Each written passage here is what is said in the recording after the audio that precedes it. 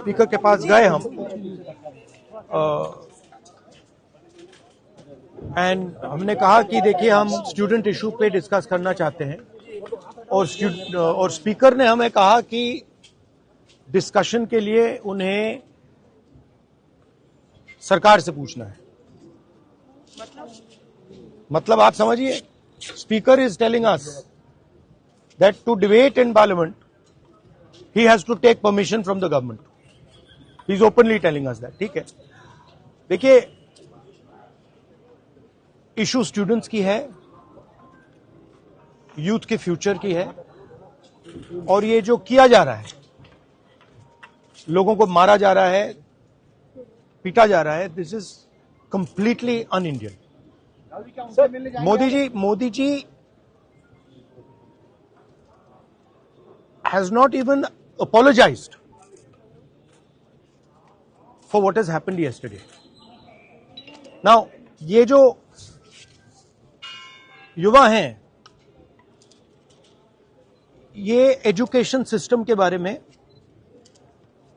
Testing system के बारे में प्रोटेस्ट कर रहे हैं। पूरा देश जानता है कि education system, testing system is broken. It has ceased to exist. Testing system has been hollowed out by termites. That is all they're saying. Nothing wrong with it. We've been saying it. I've been doing presentation after presentation about this. Why is the Prime Minister silent? What is the reason? He should apologize to the students and he should stop this nonsense of police people thrashing students. This is completely wrong. Sir, उनका हवाला देते हुए किरण रिजिजू ने कहा कि आज NDA की बैठक में प्रधानमंत्री ने कहा कि हमने त्वरित एक्शन लिया, हमने बहुत रैपिड एक्शन लिया। We are concern, prime minister is concerned about the students and their future. Action was taken, 13 people were arrested. That has been briefed by the minister. The point is that this is no way to treat the young people of this country. The young people of this country do not have any opportunities. All the doors are closed. There is only one door which is open, which is the door of the competitive exam, and that door is also destroyed. What are these students here? They are not just complaining about the education system.